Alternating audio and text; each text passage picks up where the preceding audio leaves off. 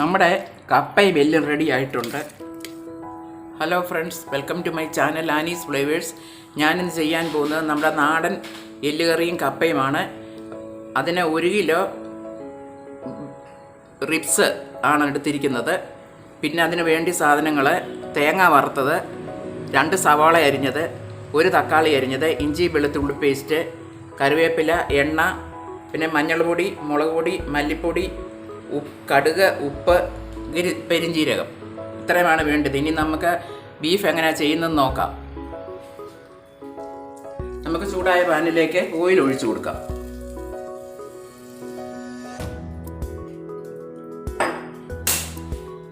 അതിനകത്തേക്ക് നമുക്ക് ഇഞ്ചി വെളുത്തുള്ളി പേസ്റ്റ് അങ്ങ് ഇട്ട് കൊടുക്കാം.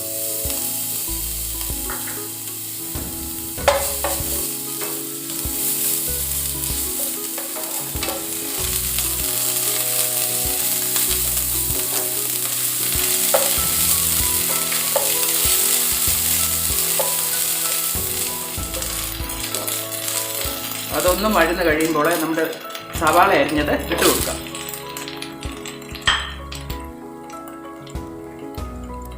സവാള വഴുകാൻ നമുക്ക് കുറച്ച് ഉപ്പിട്ട് കൊടുക്കാം.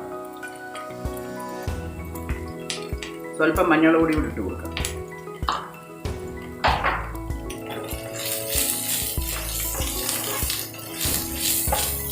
സവാള നല്ലപോലെ വഴരണം, കിടന്ന് വഴരട്ടെ.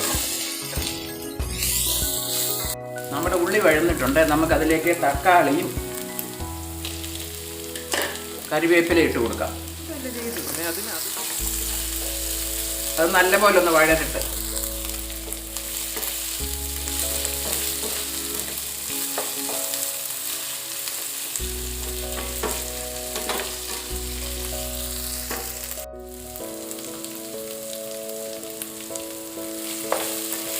ഉള്ളി വഴന്നിട്ടുണ്ട്. നമുക്കിതിനകത്തേക്ക് ഇതിന് വേണ്ട മസാലകളെല്ലാം ഇട്ട് കൊടുക്കാം. മല്ലിപ്പൊടി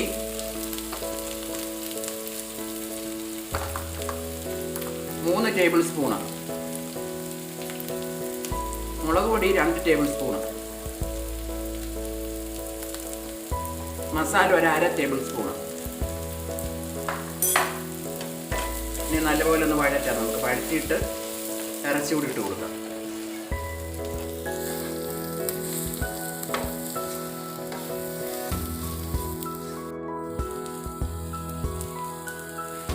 നമ്മുടെ മസാല വഴന്നിട്ടുണ്ട്. നമുക്ക് ഇറച്ചി ഇട്ട് കൊടുക്കാം.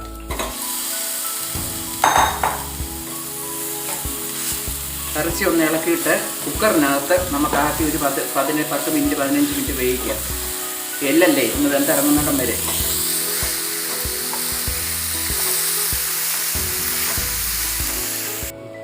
ഇറച്ചി നമ്മൾ കുക്കറിലേക്ക് ട്രാൻസ്ഫർ ചെയ്തു. ഇനി അടച്ചൊരു 15 മിനിറ്റ് നമുക്ക് വേവിക്കാം.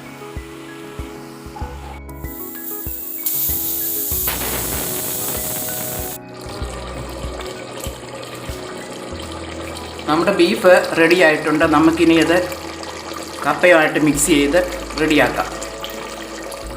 നമ്മൾ ഉപ്പും മഞ്ഞളും കൂടി ഇട്ട് വേവിച്ച കപ്പയാണിത്. അതിലേക്ക് നമുക്ക് ഇനി ആ എല്ലിട്ട് നമുക്ക് മിക്സ് ചെയ്യാം.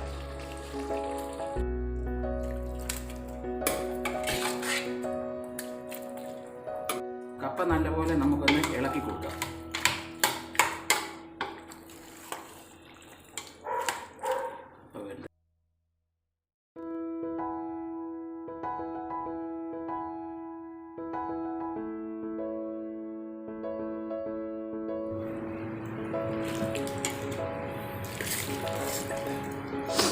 നമ്മുടെ കപ്പയും എല്ലും റെഡി ആയിട്ടുണ്ട്. നല്ല ടേസ്റ്റിയാണ്. എല്ലാവരും ഇത് ട്രൈ ചെയ്ത് നോക്കണം. എന്നിട്ട് അതിൻ്റെ കമൻറ്റ് അറിയിക്കണം. എൻ്റെ ചാനൽ ഇതുവരെ സബ്സ്ക്രൈബ് ചെയ്തിട്ടില്ലാത്തവരത് സബ്സ്ക്രൈബ് ചെയ്യണം. തേങ്ങ വറുത്തത് നമുക്കിതിൻ്റെ മുകളിലോട്ടിടാം.